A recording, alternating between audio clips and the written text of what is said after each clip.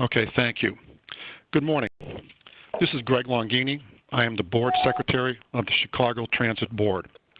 I would like to note that in accordance with Executive Orders 2020-7 and 2020-10 and 2020-37, issued by Governor J.B. Pritzker, and further guidance issued by the Illinois Attorney General's Office, this meeting will be conducted via teleconference through WebEx.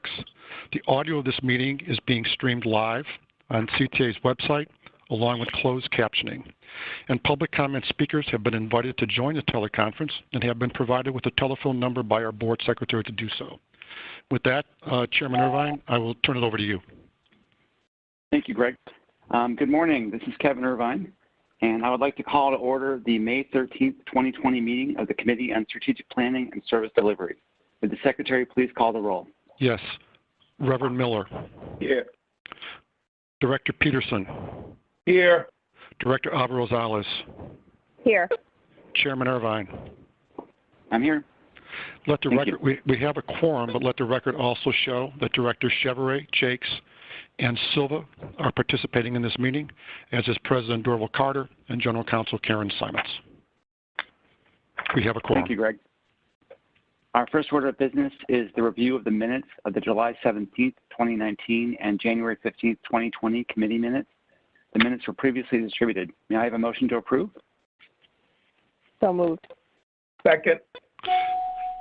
Moved by Director Alvarez-Rosales and seconded by Director Peterson. I will now take a roll call vote on the minutes. Reverend Miller. Abstain. Director Peterson. Yes. Director Alvarez-Rosales. Yes. Chairman Irvine. Yes. The motion to approve the two sets of minutes are approved with 3 yes votes and 1 abstention by Director Miller. Thank you. Our next order of business is the review of an ordinance authorizing an additional experiment for bus route number 31/31st. Mike Conley will be presenting. Mike? Good morning. I'm Mike Conley, your Chief Planning Officer. When we briefed board members in February about the ridership on this bus route, we were very positive and excited due to the ridership increases we had observed after the board approved adding morning rush hour service last fall. We come back to you today in a different and more uncertain situation. Staff are recommending at the current time that the board approve a 1-year extension of the current pilot service through June of 2021. With the pandemic affecting all CTA service and deeply depressing movement of all kind and therefore transit use, this is not a propitious time to make permanent changes to the CTA system, even for a well-received route like this. It will continue to serve our customers well, and given the region's status in the COVID spectrum, considerations of what the CTA system will look like post-pandemic are best left to future discussions and future decisions by the board. Staff are therefore recommending that the board approve the ordinance before you, which would extend the current route operation for 1 year from mid-June of 2020 through mid-June of 2021. Thank you. I would be happy to answer any questions you have at this time. Thank you, Mike. I will now ask the board members if they have any questions regarding this item. Judge Chevrolet. No questions. Reverend Jakes. No questions. Reverend Miller. No question. Chairman Irvine. No questions, but I just want to say thank you for continuing to work on this, and I understand why we have to continue to keep it on a trial basis. So thanks, Mike, and thanks to your team. That's all. Thank you. Director Silva. No question. Director Alvarez-Rosales. No questions, but also, very happy that we're looking at this, because my understanding, we had an increase from originally when we changed around the times to what we have them now. And so, it's good to keep an eye on something that seems to be progressing, and hopefully after we're done with this, that we'll continue to do so. So that's all. Thanks. Thank you. Director Peterson. No question. We are finished with the questions, Director Irvine. Thank you, Greg. Since there are no further questions, may I have a motion to place this item on the omnibus and recommend it for board approval? So moved. Second. Moved by Director Alvarez and seconded by Director Peterson. I will now take a roll call vote. Director Miller. Abstain. Director Miller, this is not the minute, so you do not have to abstain if you don't wish. So you're going to vote yes? Yes on this. Okay. Yes. Director Miller votes yes. Director Peterson? Yes. Director Alvarez? Yes. Chairman Irvine? Yes. That motion is approved with 4 yes votes, sir. Thank you. Since there is no further business to come before this committee, may I have a motion to adjourn? So moved. Second. Motion to adjourn. Reverend Miller? Yes. Director Peterson? Yes. Director Alvarez? Yes. Chairman Irvine? Yes. The motion to adjourn is approved with 4 yes votes, and we are adjourned. Thank you, Greg. You're welcome, sir.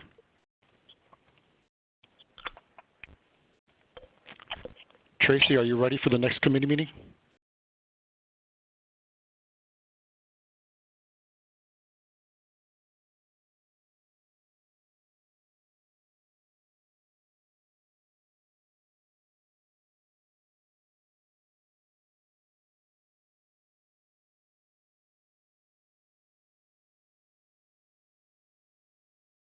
Good morning.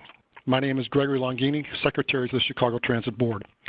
I would like to note that in accordance with Executive Orders 2020-7, 2020-10, and 2020-37, issued by Governor J.B. Pritzker, and further guidance issued by the Illinois Attorney General's Office, this meeting will be conducted via teleconference through WebEx.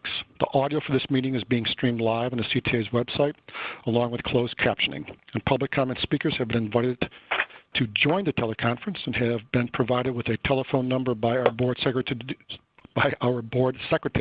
to do so. Chairman Silver, we are ready to begin the meeting. Good morning. Good I morning. would like to call to order the May 13, 2020 meeting of the Committee on Finance, Audit, and Budget. Will the Secretary call the roll? Yes, sir. Judge Chevrolet. Here. Reverend Jakes. Here. Reverend Miller. Here. Director Irvine. Here. Chairman Silva. Yes. Director Alvarez. Here. Director Peterson. Here. We have a quorum of the committee with all 7 members present, sir. Oh, and let the record also show that President Dorval Carter and General Counsel Karen Simons are in attendance. So, Chairman Silva, we can move on to agenda item number 2. Our first order of business is the approval of the committee minutes of April 8, 2020. Will the Secretary call the roll? Yes. Judge Chevrolet. Here. Reverend Jakes. Here. Reverend Miller. Yes. Director Irvine. Yes. Chairman Silva. Yes. Director Alvarez. Here. Director Peterson. Here. The minutes are approved with 7 yes votes, sir, and we can move on to agenda item number 3. Wait.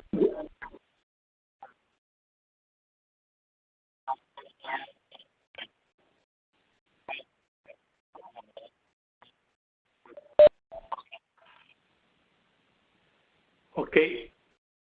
Hold on, Director Silver. Hold on 1 second. Was that Mark speaking? Yeah, I muted his line. Sorry about that. He's So muted should we now. continue? You can proceed, yes. Okay. I'm sorry, Director Silver, please proceed on to agenda item number 3. Our next order of business is the finance report. Jeremy Fine. Thank you. Good morning. This is Jeremy Fine, your CFO, and I wanted to give a rundown of March results. The stay-at-home order went into effect on March 21st, so ridership and related revenues began to feel the full effect after that date. With regard to March revenues, we see Farebox was down to budget by almost $13 million. Passes were down to budget by almost $7 million. And again, that drop was seen, as we went into the stay-at-home order. Reduced fare subsidy was at budget. From a cash flow perspective, we did receive a portion of the payment, $12 million, from the state within the last week or so. Non-fare box is down about $100,000, but again, just as other ridership-related revenues are being impacted, we'll keep an eye on this as we move forward as the stay-at-home order continued into effect into April and May. So total revenue was down approximately $19.5 million. Free rides were down about $1.2 million, or about 25%, while ridership in general was down closer to 40%. Turning the page to the year-to-date revenues, we see the vectors relatively the same across the categories, but we see the year-to-date total revenues were down about $20 million, or $20.2 million to budget. Again, 19.5 of that was due to March alone. With regard to expenses for the month of March, we see labor slightly negative to budget by about $480,000 due to COVID-related costs. We see materials negative to budget by about $830,000, primarily due to COVID-related costs, but also due to timing of material purchases. Fuel was positive to budget by about $500,000 due to lower spot pricing for the portion that we do not pre-purchase, as well as consumption because you don't idle as much in heavy traffic. We also saw a positive benefit on power by about $500,000, and we see injuries and damages and security services essentially flat to budget, and other expenses positive to budget by about $440,000. So overall total for March for expenses, we were positive to budget by about $250,000. But again, due to the drag of the revenues, we see the net against revenues down a little over $19 million. On a year-to-date expense basis, we see the vectors relatively the same across the categories, and we see total expenses down approximately $740,000. And again, net against revenues were down approximately $21 million year-to-date. Public funding for 2020, we see that down about $9.5 million. Sales tax, which we received the first payment for the calendar year 2020. We received the January payment, which was down slightly to budget by about $334,000. That's, again, for January time period. Sales tax for March, which will, again, see the first effects of the COVID outbreak and the stay-at-home orders, will be received in June. So it'll be later in the summer when we start seeing the full effect on the sales tax receipts from the pandemic. PTF through April, so January through April, is down about $1.6 million. RET for January through March is down about $6.6 million. We do continue to see a little bit of benefit of real estate closings that were in the pipeline prior to the pandemic. But again, we'll keep an eye on how that continues to manifest as the stay-at-home order remained in effect. The PTF on RET was down about $1 million, so again, about 9.5 down on public funding on a year-to-date basis. With regard to the cash position, again, we benefited from the fact that the reduced fare reimbursement, from the state was received. We usually receive a portion of it earlier around this time, and then there's a true-up payment, in the fall. So that additional cash infusion, along with an advance of PTF funds from the RTA, allows us to continue to cover our costs in the near future here as we continue to wait for the federal funding to come online. We are in the final stages of receiving approval to start receiving those fundings. And again, we expect that hopefully within the next week or so as the federal government continues to work through that process. So again, that is a substantial amount of funding in the form of the CARES Act. But again, that is replacing lost revenue, as we highlighted here for the month of March. That will obviously continue into April and May and beyond.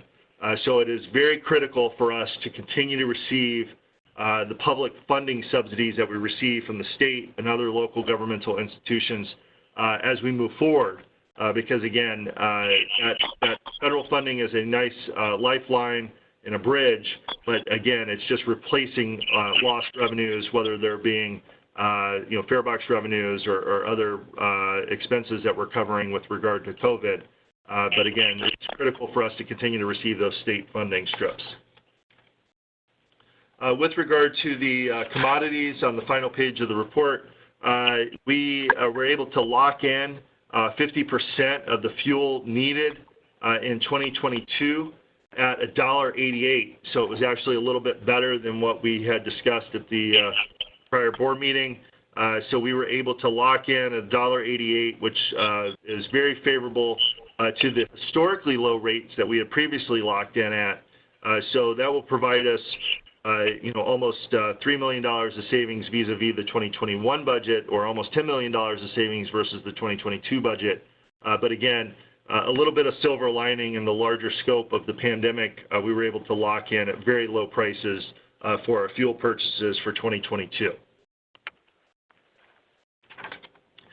This concludes my report, and I'm glad to answer any questions. Thank you. Excuse me. Thank you, Jeremy. I have a question. The $12 million that we received from the state, how much they still owe us? So, usually we receive about, half of the $14.5 million, in the late spring, and then they true it up in the fall.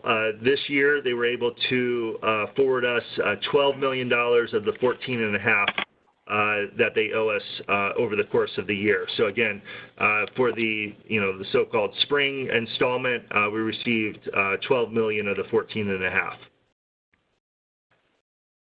Okay, so is that, but we still gonna be pushing, to get that money, right?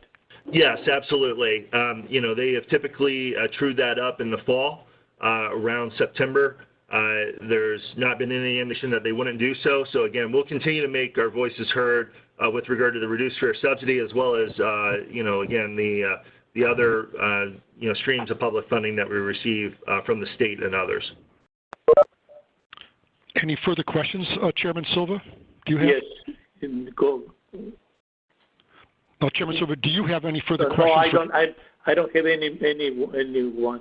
Okay, so you've concluded your questioning, sir. Okay, let me move on to the other board members then, please. Judge Chevrolet. Greg? I'm sorry? Greg, this is Dorval. Yes, Dorval. Before you continue the question, sure. I want to make one additional comment on Jeremy's report. Okay. Obviously, March is a very weird month for what we're going through, because it's almost, as I've heard Jeremy state in the past, it's a tale of two different months. The first half of the month was fairly normal in terms of our revenue and expenses. The second half of the month was a complete, reversal of all of that.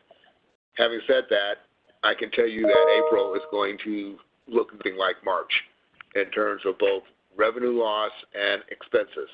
And I think that's one of the reasons why Jeremy is making the point about the importance of our continuing to receive the subsidies that we need, as well as the importance of the federal funding that is being provided under the CARES Act to help to offset these losses. Jeremy mentioned that we saw a 40% loss in ridership in March, but once the pandemic kicked in, that dropped to about 80%. We are losing over $1 million a day in fare box revenue the way things currently exist, and we're expending, or on track to expend, upwards of $25 million more just in cleaning costs because of the need to increase the cleaning and sanitation of CTA system going forward. Those numbers are going to start to play out in future reports for us, and so I want the board to at least have the context around the numbers that we're looking at right now. with understanding that obviously this is going to be a long-term impact to CTA. We are not going to recover quickly from the impact of this pandemic.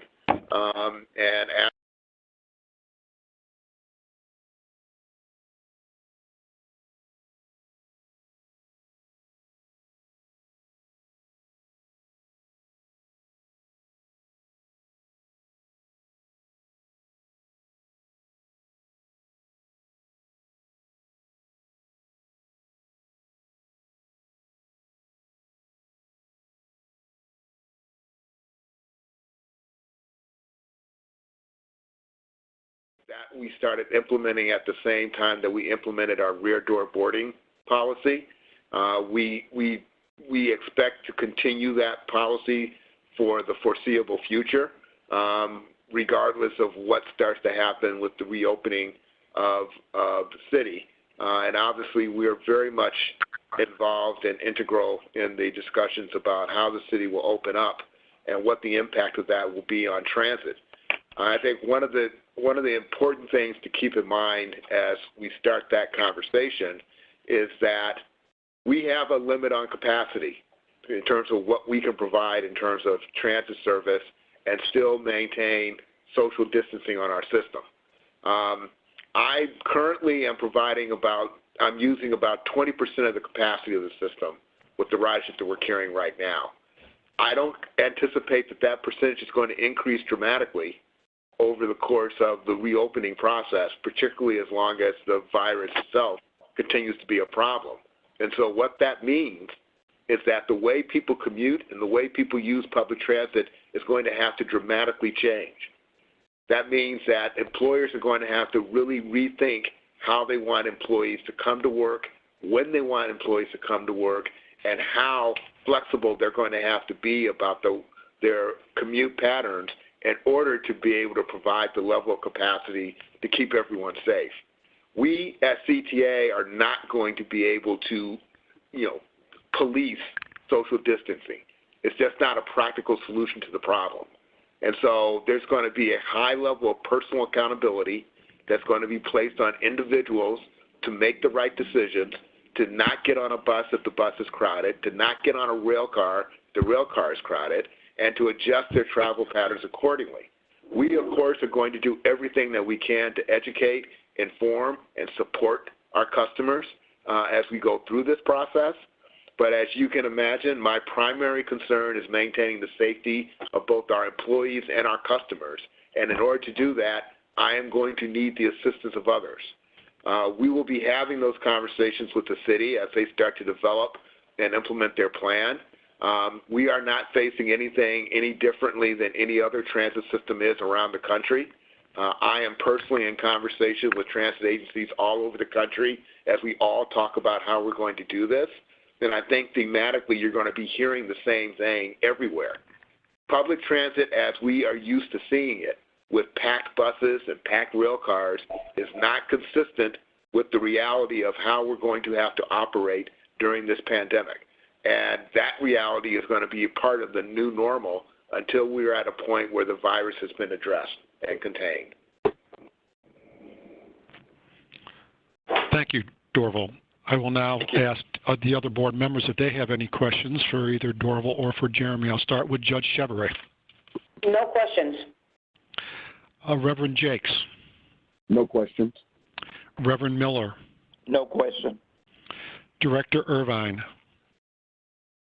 No questions, but I just want to commend Dorval and your whole team and really everyone at CTA for, everything you've gone through the last couple of months, pivoting and managing how we're responding to this. And you're doing a great job. So we really, really appreciate it. And the whole city appreciates it too. I know. Thank you. No more questions. Okay. Director Alvarez-Rosales. No questions. I'm just glad to hear also that there's such a large level of coordination that's going on. I know it's both with the city and the state, so I'm glad to hear that. And thanks again for all your hard work. That's all. Thank you. Director Peterson. Thanks, Greg. Jeremy, I've got a couple of questions regarding the budget. Question one, I just don't recall offhand, and this kind of gets to what is the ratio that the RTA requires in terms of, I don't know if it's 60-40 public funding versus fare box. What is that ratio? So as a region, we have to hit 50%, okay. And so that's the target number that we have to breach as a whole RTA entity, CTA, Metra, and PACE. So the question is that the question is then, in light of COVID-19, and it's going to be hard, as you and Dorval has mentioned, it's going to be tough even when the ridership starts to come back. It is not going to be possible to hit those ratios. And so I'm trying to see if there have been any conversations with the RTA on how those are going to get modified, with this year being an outlier. But even as you start to plan for the 2021 budget, I got to believe that that ratio is going to be hard to hit as well. So that's the first question. So those conversations, have been taking place. The RTA is, under the track of utilizing the funding that we're receiving from the federal government, which is essentially revenue replacement for fare boxes. And that portion that would be essentially revenue replacement for lost fare box revenues because of COVID would be allocated as such. And if that's the case, and they're taking that to their board, I believe this month, and they're running the traps with the state, that would suffice for us to be able to breach that 50% threshold as a region. So again, the federal funds would be allocated, as quote unquote replacement revenues for those lost fare box revenues. Okay. Second question. Terry, this is Dorval. Just to further complete Jeremy's thought on this, there's also, as you pointed out, the longer term impact of the recovery ratio requirements on what will probably be a slow recovery in terms of our revenues and ridership. And we have also been talking to RTA about legislative relief that would allow for more flexibility in recovery ratio for some temporary period of time until the region basically recovers and is in a position financially to properly calculate that ratio based on revenue and expenses going forward. Okay, great. Last question, Jeremy. I know when we last talked, there was some flexibility in terms of the CARE money, and you just talked about some of that money, if not a majority of it, can be used to recover dollars lost in the fare box. Question, I know we've got some debt, and that normally comes off the top of our revenue, some debt that we're servicing. So I'm trying to find out if we're able to also, since some of that $800 million goes toward fare box losses, and normally we take operation dollars to pay debt service, are we able to also pay down our debt service with some of the federal stimulus money? So we're still working through the details of all of that. We do have other revenues that continue to come in, whether it's albeit less than anticipated fare box funding dollars that come in, as well as other public funding dollars. So we do have other funding strips that are available to pay for certain costs. But again, we're working through, this is obviously a dynamic process with the FTA folks on allowable uses, but again, it's primarily for the COVID-related expenses and other operating expenses of the transit agencies, whether that's CTA or other transit agencies across the country. Again, still working through those details, but again, we also have other funding strips that we're able to use.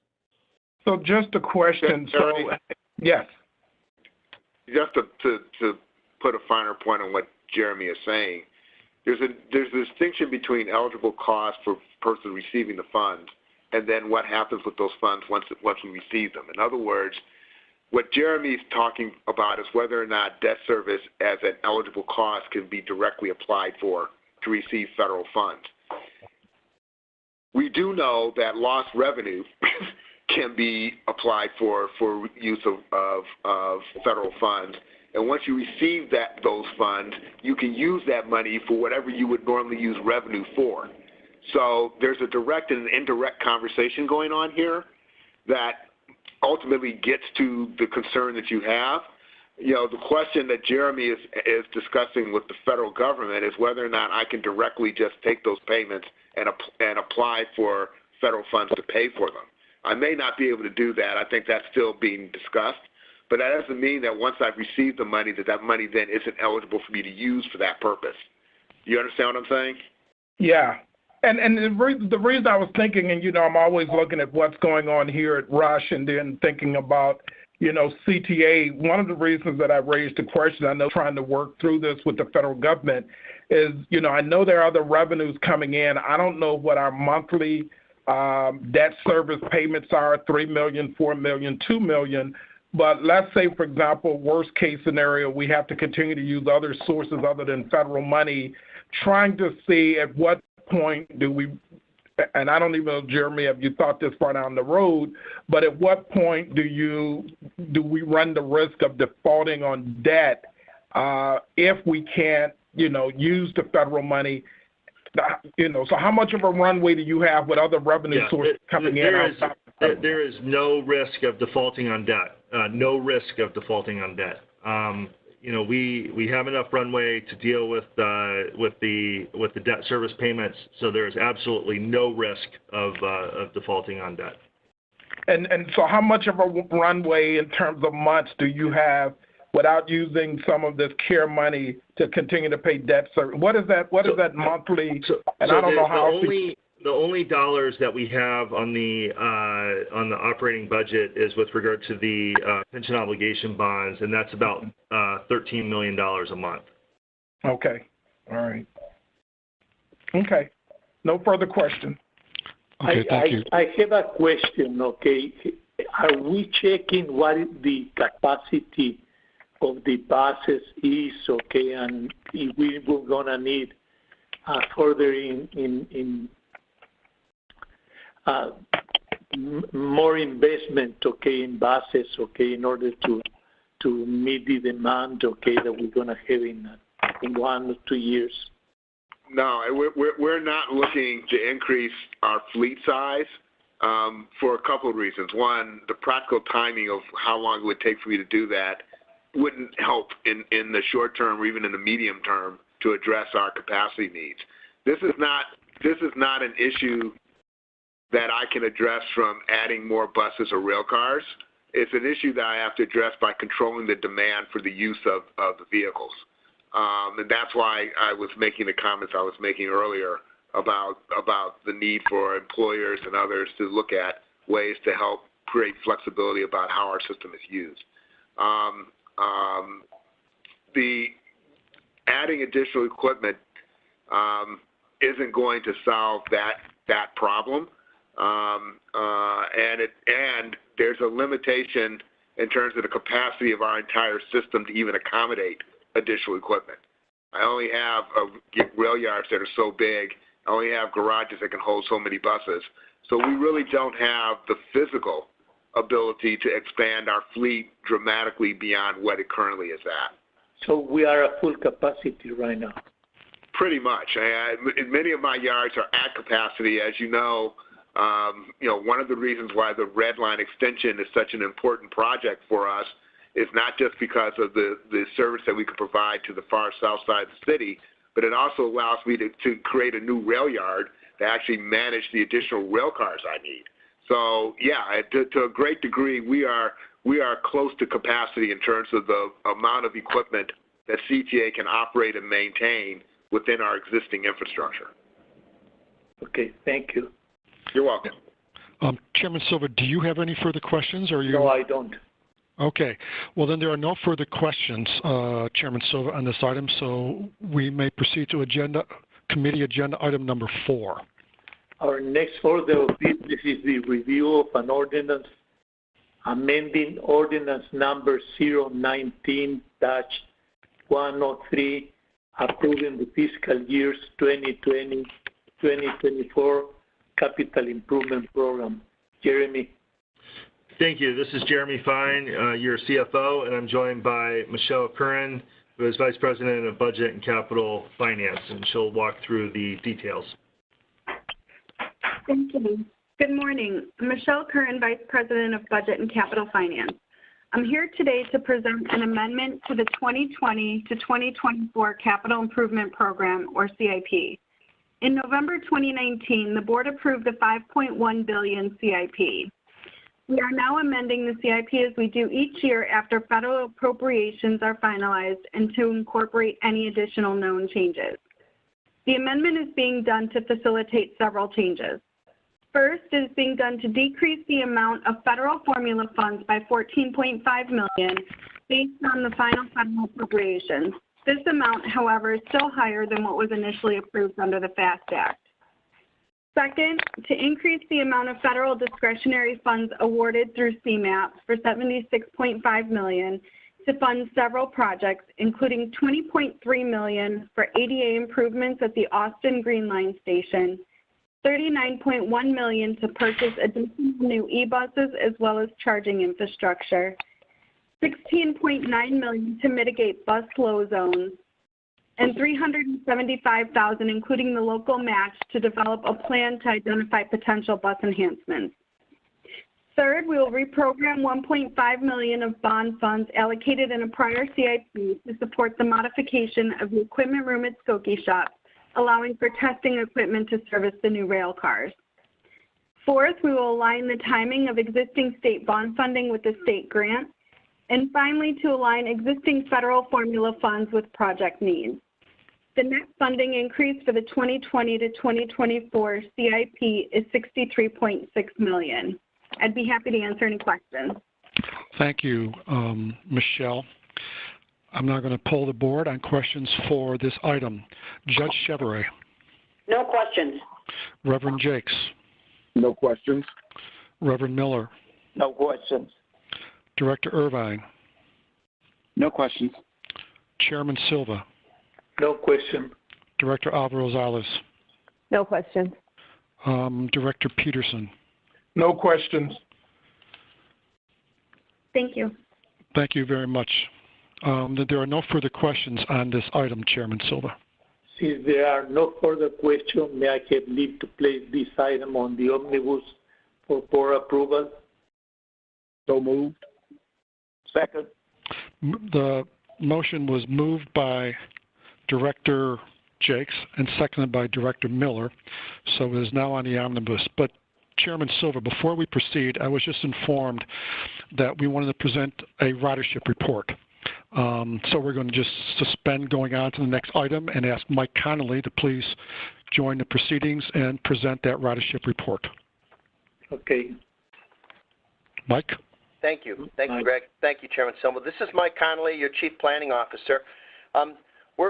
We're preparing to give you a little deeper briefing about ridership changes. As has been already discussed, March was an unusual month, and this monthly data for ridership in your report distributed with your packets this month is for the month of March. It's validated March ridership results. Validated April ridership results will be available late this month and will be available in your June board materials.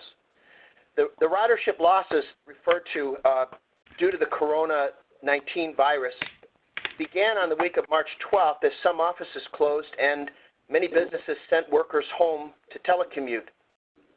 The losses picked up on March 13th when the governor closed the public schools across the state effective Monday, March the 16th.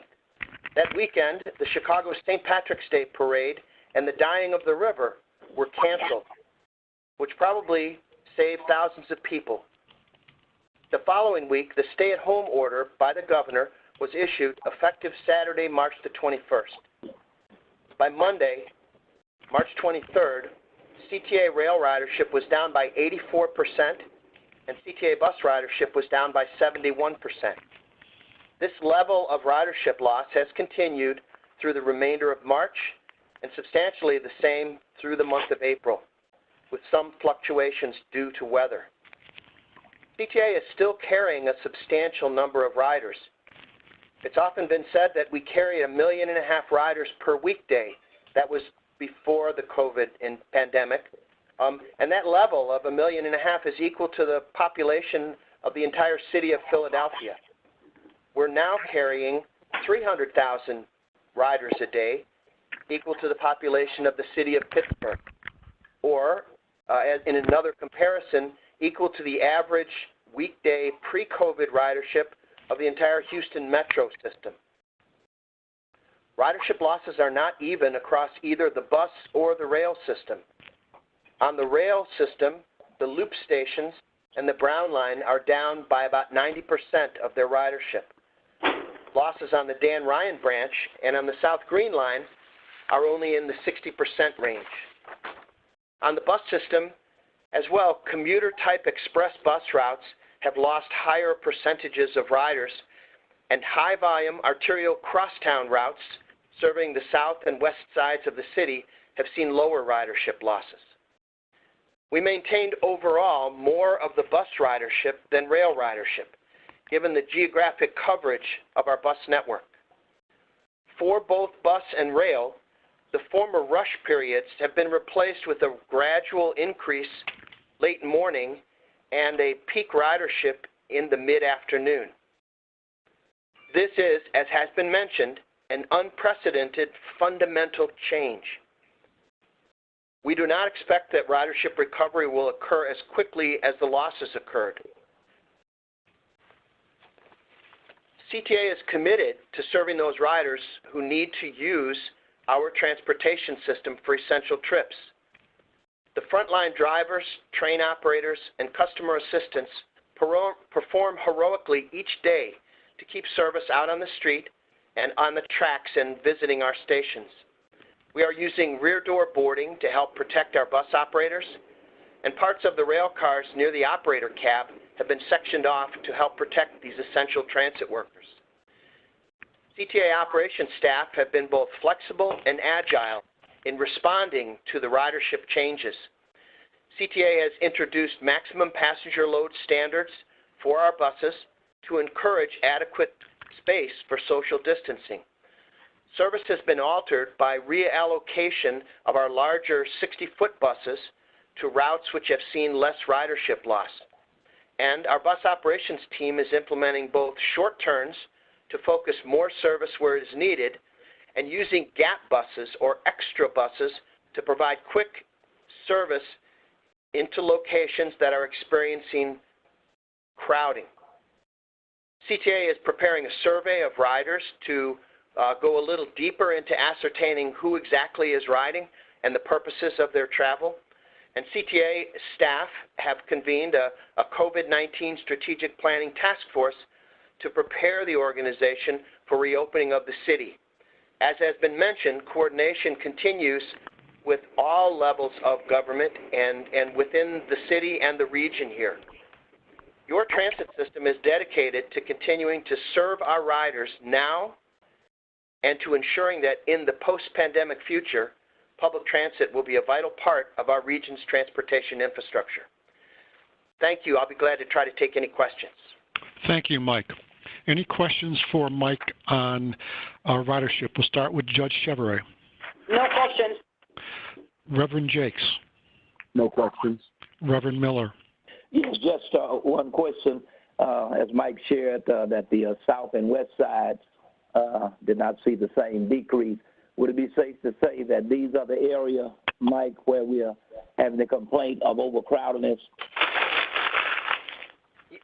Yes, specifically those areas that have seen less ridership loss. Okay.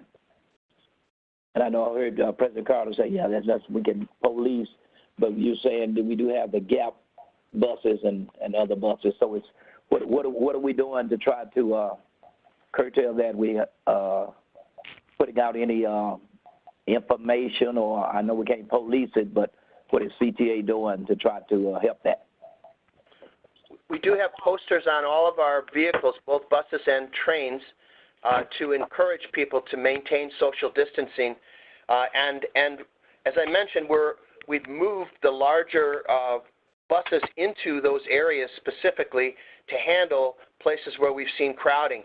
bus operations and the planning and ridership staff continue to monitor that on a daily basis, including over the weekend, to see where we've seen occurrences of crowding, and then put those extra gap buses and the extra large 60-foot buses into those areas in order to provide better spacing and less crowding. Pastor Miller, this is Dorval Carter. I want to be clear about one aspect of what Mike is talking about, which is there's no perfect solution to this issue. Mike will be the first to tell you that where we see the crowding occur and when and at what periods of times tends to move and vary from day to day, sometimes by hour to hour. So while we're being flexible and while we're adjusting service and while we're moving capacity around, I cannot guarantee that someone won't get on a bus and find it crowded, in spite of everything that we're doing. And that's one of the reasons why I was making the point earlier about there's a level of personal accountability that's key to this whole conversation. CTA, as you mentioned, can't police common sense. And, to some degree, we do need for customers to recognize that if a bus is crowded or has become crowded, that they need to wait for the next bus, wait for the next train. One of the reasons why we continue to provide full level of service is to minimize the impact of those waits and to maximize the ability to meet the capacity needs while maintaining social distancing. But we're going to get complaints, and if I could magically transform a bus to a particular location instantaneously to address that, I would. Unfortunately, that technology doesn't exist today in spite of all my pressuring my innovation team. But in the meantime, we are going to do everything that we can with the resources that we have to respond as effectively as we can to instances of crowding and concerns about managing that issue, particularly on the south and west sides of the city where we have seen those issues occur. Yes, because we understand that that population, south and west side, don't have the privilege, many of them, from working from home, and it's about the survival. So thank you so much for that and whatever we can do to try to help out. Absolutely. We'll continue to do everything that we can to address that concern going forward. Thank you. Okay. Thank you, Dorval. Director Irvine, any questions for Mike? No questions. Thank you. Chairman Silva, do you have any questions for Mike Connolly on ridership? No questions. Director Alvarez-Rosales. I have a few questions. So are we getting support from the media with regards, I think we have from what I've seen, but in regards to getting the message out with regards to crowding, and then with regards to also PPE and, everybody wearing their PPE masks or whatever else they can on the buses? Has the media been supportive of that? Yes. Okay. I'll answer that. This is Dorval Carter. Yes, the media has been supportive of that issue. Obviously, the media also likes, doing stories of instances where that's not happening. But I don't think that, I think that we've gotten that support. We certainly have been promoting it on social media. There's a lot of print media that we've put up in our stations and our buses. We also do audio announcements reinforcing those issues. But, as I indicated to you, and I keep saying, as I know I'm starting to sound like a broken record here, there is a level of personal accountability that needs to be a part of this conversation, because CTA is not in a position to force social distancing and wearing a mask. And, to the degree that the public does not cooperate with those mandates, then it does become a problem. Right. And with regards to the survey, so, and I know, Dorval, you had mentioned this earlier, that we're also, talking, I believe this is what you meant, looking at businesses and seeing what they're going to do, as far as maybe more people staying home, et cetera, et cetera. Would this survey also look at that? or try to get some? This survey is focused on our customers. We're doing separate outreach along with the city to get a sense of what employers are going to be doing. We've also reached out to JLL, who actually has been doing their own analysis of downtown office buildings and getting information from them as well to help sort of guide us as we put together our transition plan for reopening. So there are other sources that we're going to get that information. But what Mike is talking about is really focusing on our customers and getting an understanding of both what their travel patterns have been and why, but also getting a sense of what they are going to need to see to feel comfortable continuing to ride as the city starts to reopen. So we're looking to really take a look at both the current state of ridership, but also a discussion around the future state of what that's going to look like. No, and I think both what Mike is doing and the other that you're talking about are important because one will impact the other. So that's good that we're doing that. Okay, thank you. I agree. Yep. Thank you, Arabelle. Director Peterson, do you have any questions on ridership? No questions. All right. So thank you very much, Mike Connolly, for that presentation. Chairman Silva, we can get back to the regular agenda, which takes us to committee agenda item number 5, the contracts.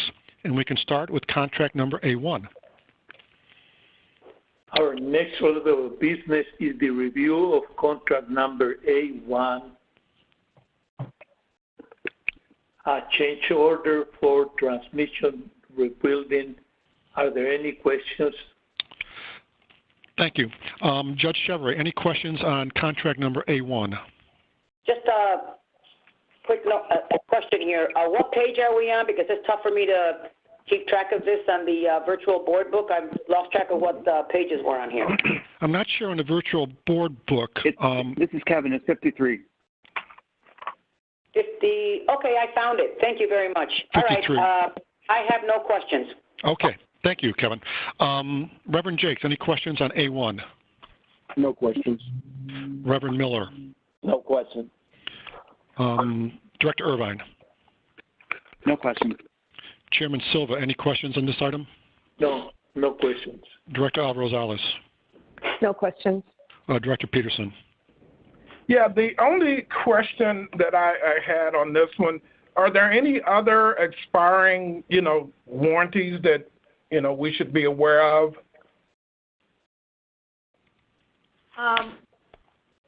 So that we can avoid this kind of a change order in the future? The issue here was that there was an increase in problems with the transmission units, so they spent the money more quickly than they expected to. This contract originally was not to expire until December of 2021. So we did ask for this change order, and we are currently we're in the process of going out for a new procurement. So it's not so much that this was going to expire as that we use the funds more quickly. But we are, you will see some change orders coming, assuming we were going to come back earlier than we did. We were asking for change orders, but now we are starting to do more of our procurements online. We had been heading that way, so it wasn't, the leap wasn't as broad as it would have been before. We did do our first RFP online, and we are working on a process to do IFBs online. Okay, thank you. Okay, thank you, Director Peterson. Of course, that was Ellen McCormick, who I forgot to introduce, speaking. Ellen McCormick and Juan Pablo Prieto will be making the presentations on these contracts. Chairman Silva, since there are no further questions on this item, we may proceed to contract number A2. Our next order of business is the review of contract number A2, the servicing of washer tanks. Any questions? Judge Chevrolet, any questions for staff on this A2? No questions. Reverend Jakes. No questions. Reverend Miller. No questions. Director Irvine. No question. Chairman Silva, do you have any questions? No questions. Director Alvarez-Rosales. No questions. Director Peterson. No questions. Chairman Silva, there are no further questions on this item, so excuse me. So we may proceed to contract number A3. Our next order of business today is the review of contract number A3, disadvantageous for labor and parts as required. Any questions? Judge Chevrolet. No questions. Reverend Jakes. No questions. Reverend Miller. No questions. Director Irvine. No questions. Chairman Silva. No questions. Director Alvarez-Rosales. No questions. Director Peterson. Yeah, just one question. I think did we purchase these buses back in 2012? I'm going to ask Don Bonds or his staff to jump in on that. This is Donald Bonds. That's yes, Chairman. Yeah, and question, what's the life expectancy of buses? Because I'm just looking at the contract and, you know, just trying to think through how long. I know they, like I said, I thought it was 2012 these were purchased. Just trying to, what's the life expectancy of these buses, or normally a bus in service? Usually it's 12 years, as long as we do all of the overhauls. That includes the midlife and other overhauls throughout the time frame. They can last a little longer. As you know, our 6400 series Nova buses we've had since, I believe, 2004, I believe. But they've had a number of overhauls done on them. Okay. All right. No further questions, Terry. Yeah, I was just thinking about what happens when the warranty expires. I'm told we've had trouble with some of these buses in terms of maintenance costs.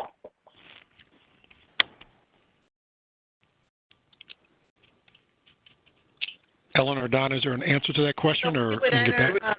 Yes, Ellen McCormick, Vice President of Purchasing. We would enter into new contracts to do the work, or we would try to handle it in-house. Okay. And that's correct. Yeah, I mean, depends on how much it costs. Sometimes we can get a assistance from the vendor if it's something that's been an ongoing problem. They will step in and give us they'll pay a percentage of whatever that cost is to repair the bus. And that, in this case, this is some of the things that did happen where it was an issue with the buses. So they did share the cost at a period of time. Okay. Okay. Thank you, Ellen and Don. Chairman Silva, that are all the questions for that contract, so we may now proceed to contract number A4. Our next order of business is the review of contract number A4, a request for proposal for vehicles. Any questions? Judge Chevrolet. No questions. Reverend Jakes. No questions. Reverend Miller. No questions. Director Irvine. No questions. Chairman Silva, do you have any questions? No questions. Director Alvarez-Rosales. No questions. Director Peterson. No questions. Chairman Silva, there are no further questions on that item, so we may proceed to contract. Yes. Hi, this is Corporal Carter.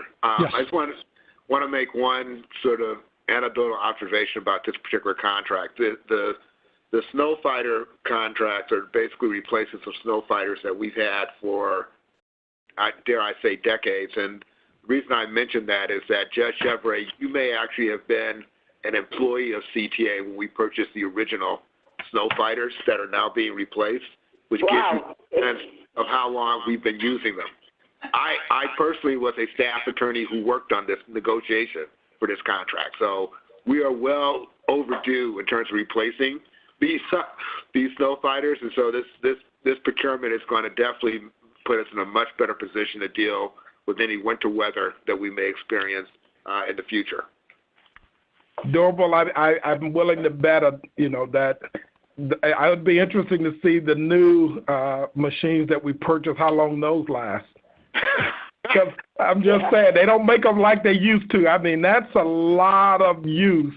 And I mean, we actually got a huge return on the investment with these, because to last it that long, that's huge. That's huge. I would agree, and I think we need to give Don and his team a tremendous debt of gratitude, because they have kept these machines running way beyond any reasonable useful life that one would expect from them. What's the life expectancy or the warranty, I should say, on the new machines that we're purchasing? The typical 5-year parts and labor? Or? This is Donald Bonds again. Yeah, that's usually what it is. And also just a note for the engines themselves on these vehicles, it's more with some of the same things you see on the new vehicles that are coming out now with the DPF filters and all this kind of stuff. So it'll be interesting to see how long they last. Okay. Okay. Finished with questions. Chairman Silver, we are done with that item, so we may now proceed to contract number B as in boy, 1. Our next order of business is the review of contract number B-1, change order pertaining to the design build contract for certain Blue Line station improvements. Any questions? Judge Chevrolet. No questions. Reverend Jakes. No questions. Reverend Miller. No questions. Director Irvine. No question. Chairman Silver, do you have any questions? No questions.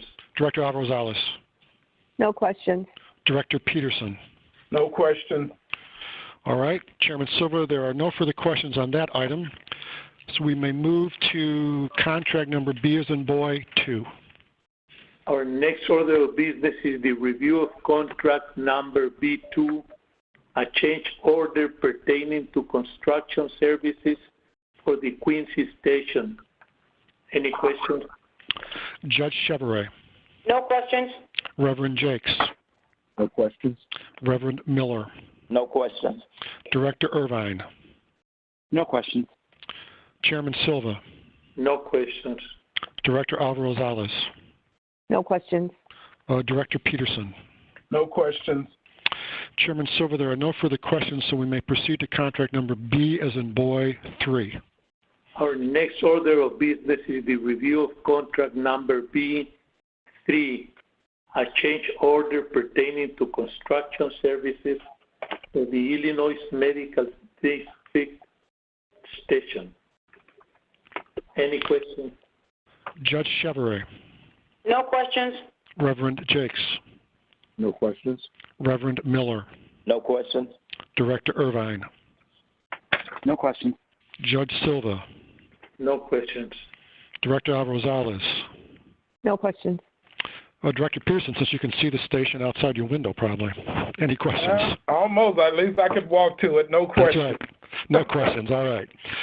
Chairman Silver, there are no further questions on this item, so we may now proceed to contract number B as in boy, 4. Our next order of business is the review of contract number B4, authorization of funding for Mid-Con. Any questions? Judge Chevrolet. No questions. Reverend Jakes. No questions. Reverend Miller. No questions. Director Irvine. No questions. Chairman Silva, any questions? No questions. Director Alvarez-Rosales.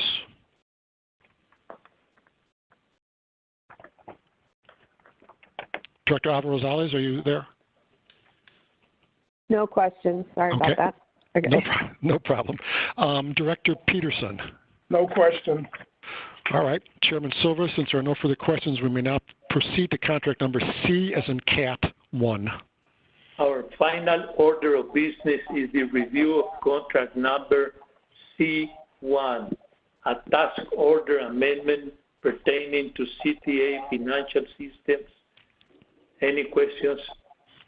Judge Chevrolet. No questions. Reverend Jakes. No questions. Reverend Miller. No questions. Director Irvine.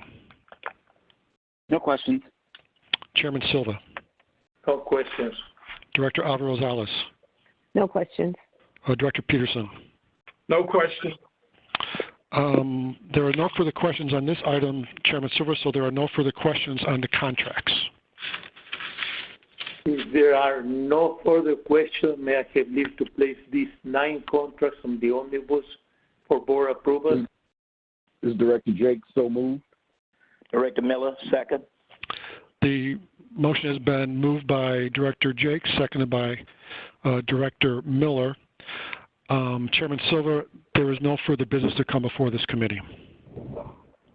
If there is no further business to come before the committee, may I have a motion to approve the omnibus? Director Jakes, so moved. Director Miller, second. Moved and seconded. I will now take a roll call vote on the motion to approve the omnibus. Judge Chevrolet. Yes. Reverend Jakes. Yes. Reverend Miller. Yes. Director Irvine. Yes. Chairman Silva. Yes. Director Alvarez-Rosales. Yes. Director Peterson. Yes. Chairman, the motion to approve the omnibus passes with 7 yes votes. We may now proceed to committee agenda item number 6. And finally, may I have a motion to adjourn? Director Jakes, so moved. Director Miller, second. It's been moved and seconded. The motion to adjourn. Judge Chevrolet. Yes. Reverend Jakes. Yes. Reverend Miller. Yes. Director Irvine. Yes. Chairman Silva. Yes. Director Alvarez-Rosales. Yes. Director Peterson. Yes. That motion is approved with 7 yes votes. And in about a minute, we will begin the board meeting.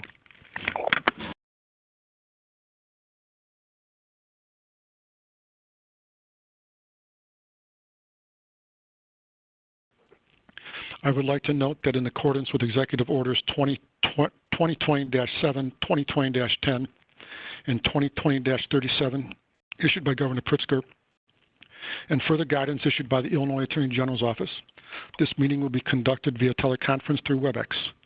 The audio for this meeting is being streamed live on CTA's website, along with closed captioning. And public comment speakers have been invited to join the teleconference and have been provided with a telephone number by our board secretary to do so. Chairman Peterson, we may begin the meeting. Thanks, Greg.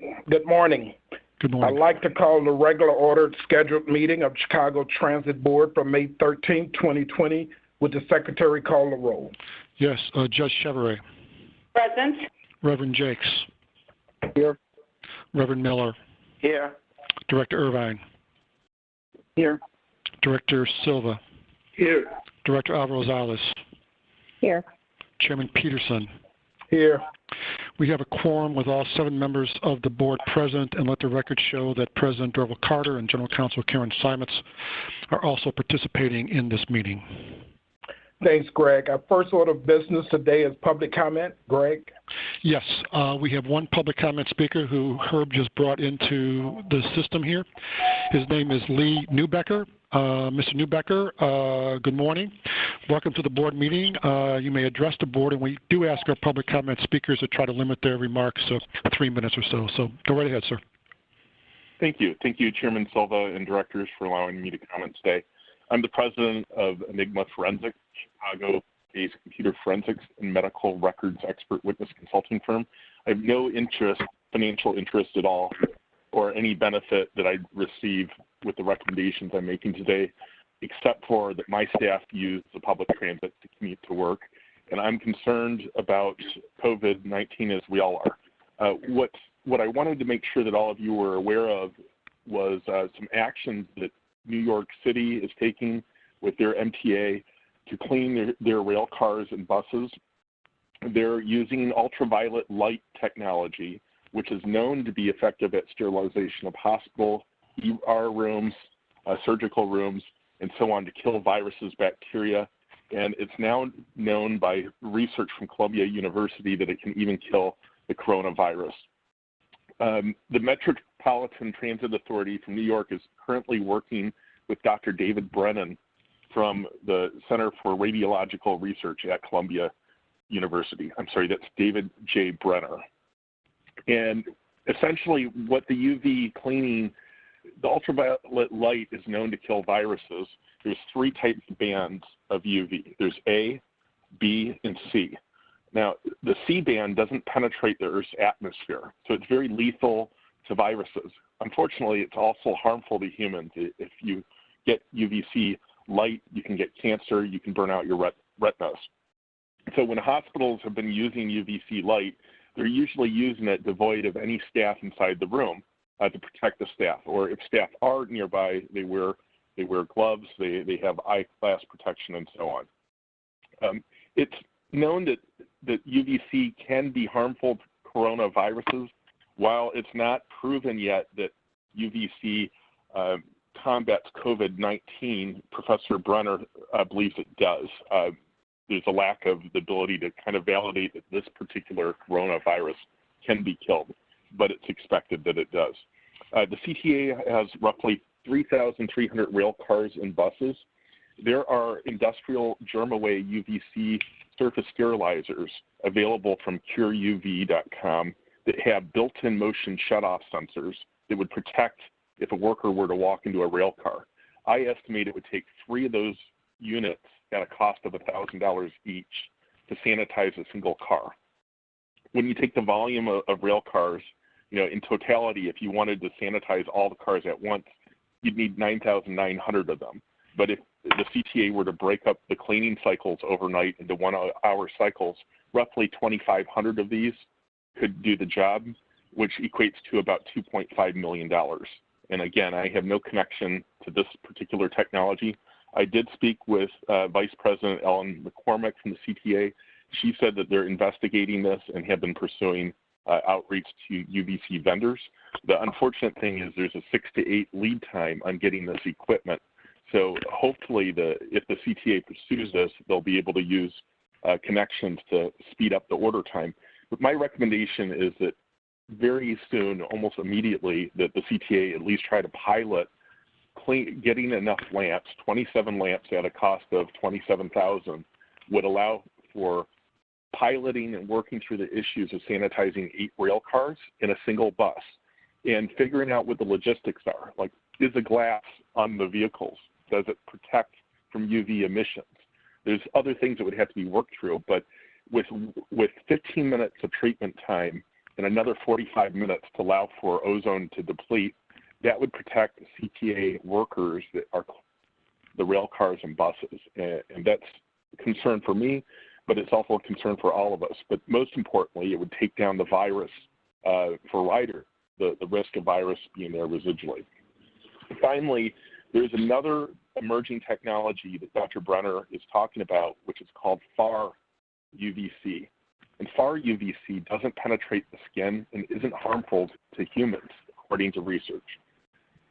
The technology isn't there on the market yet to put FAR UVC bulbs into the cars, but if it were, imagine having overhead lights that don't hurt humans, don't cause blindness, but kill any bacteria or the COVID-19 virus when someone coughs and take it out of the air. It could be in restaurants and so on. So this is important emerging information, and I have more, resources if anyone has questions, but I urge the board to take prompt action on getting something going with this. Other cities in China are doing it, New York's doing it, and we really should be moving fast on this and not waiting a long time to figure out how to use this technology. Thank you for hearing me today. If there's any questions, I'm happy to answer questions. Let me just say I don't have any questions, but I wanted to thank you for bringing, the UVC lighting matter to the board's attention, and we look forward to hearing the follow-up from Ellen and her staff regarding usage of this lighting to help address the COVID-19 issue. So again, thank you for taking time out of your busy schedule to share this with the board. Thank you. Mr. Chairman? Yes. All right. I also wanted to thank the speaker for talking to us about this issue today. I think it's important that the board know that CTA is looking at a number of technologies that are sort of cutting edge in terms of additional cleaning and sanitizing of our buses, our trains, and our stations. This is one of those technologies that we're looking at. We're also looking at solutions that can put coatings onto vehicles that can be a barrier resistant to coronavirus over an extended period of time. And we are in contact with both New York and LA Metro as well as MBTA about this particular technology. and are talking through both their experiences if they start to use it, and also looking at what it would take for CTA to pursue similar technology if it makes sense. In the meantime, there are other technologies that we are implementing and have started to ramp up, including the electrostatic sprayers that spray a fine mist of disinfectant solution throughout our vehicles as one of the ways in which we're trying to improve the sanitation of our system, even as we continue to look at other innovations that might be helpful for that. Okay, thanks, Doble. You're welcome. Thank you. And this is Greg Longini. Thank you, Mr. Newbecker, for contacting us, and we'll be in touch. Chairman Pearson, that concludes the public comment section of today's board meeting.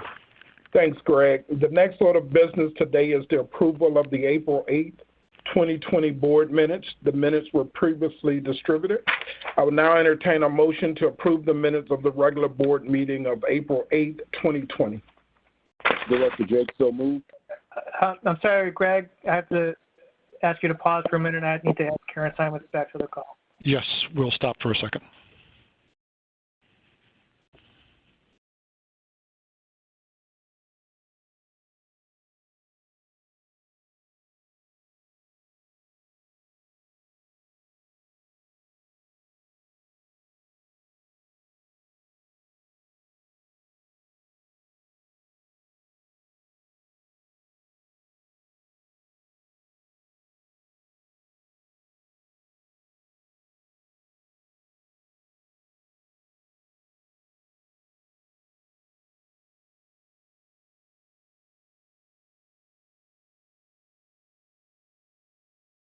We were at the point of the motion to approve the minutes. Reverend Jakes moved.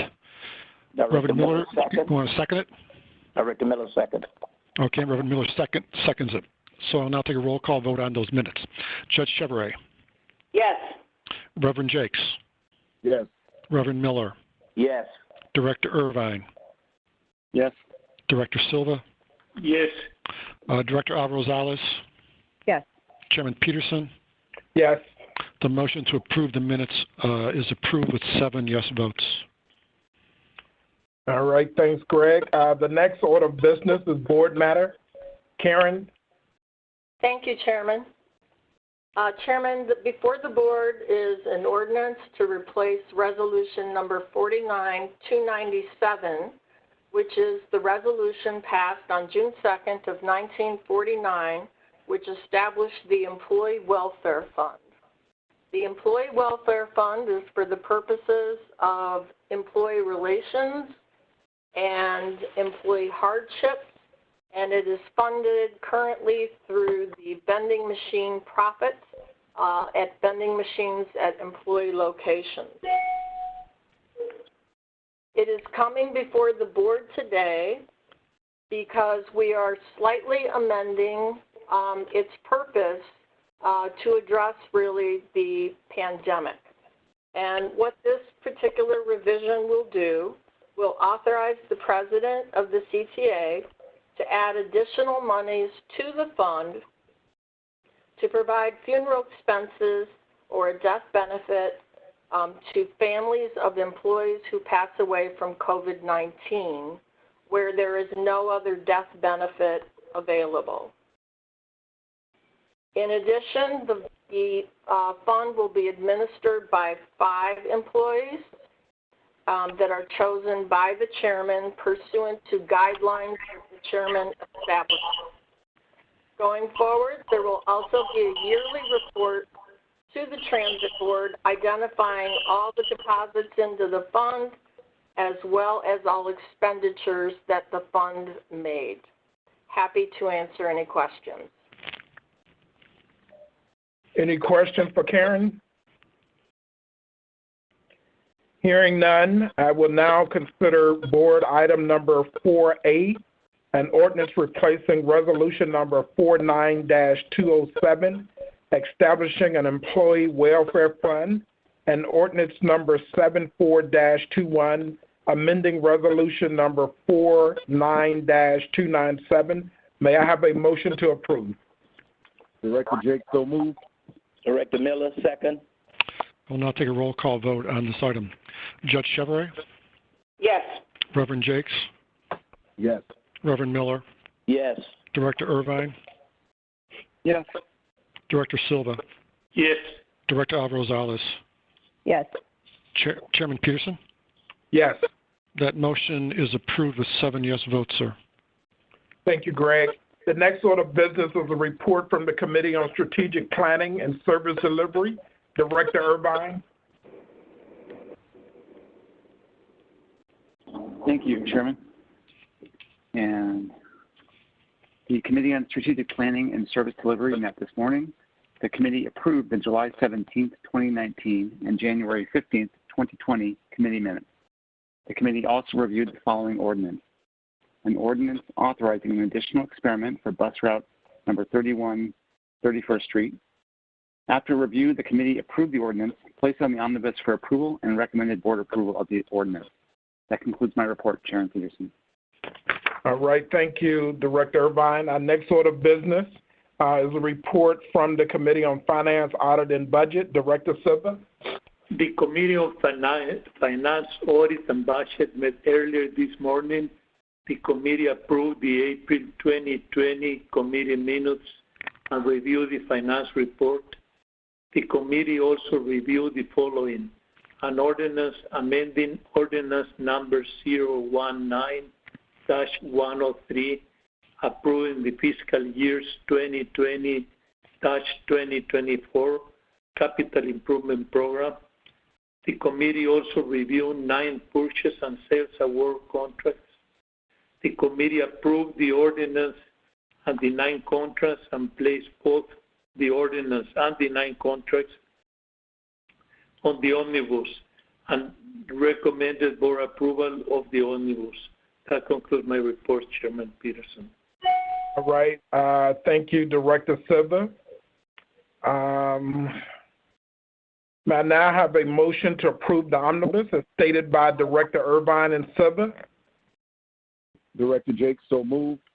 Director Miller, second. It's been moved and seconded. I'll take a roll call vote on the omnibus. Judge Chevrolet? Yes. Reverend Jakes? Yes. Reverend Miller? Yes. Director Irvine? Yes. Director Silva? Yes. Director Alvarez-Rosales? Yes. Chairman Peterson? Yes. The motion to approve the omnibus is approved with 7 yes votes, sir. Thanks, Greg. The next agenda item is new business. Greg, is there any new business? I am not aware of any, sir. Thank you, Greg. With no further business to come before the board, may I have a motion then to adjourn? Director Jakes, so moved. Director Miller, second. I will now take a vote on the adjournment motion. Judge Chevrolet? Yes. Reverend Jakes? Yes. Reverend Miller? Yes. Director Irvine? Yes. Director Silva? Yes. Director Alvarez-Rosales? Yes. Chairman Peterson? Yes. The motion to adjourn is approved with 7 yes votes, sir. We're adjourned. Thanks, Greg. Let me just say that I would pray and hope everyone continue to stay healthy and safe. And with that, we are adjourned. Thank you. Thank you.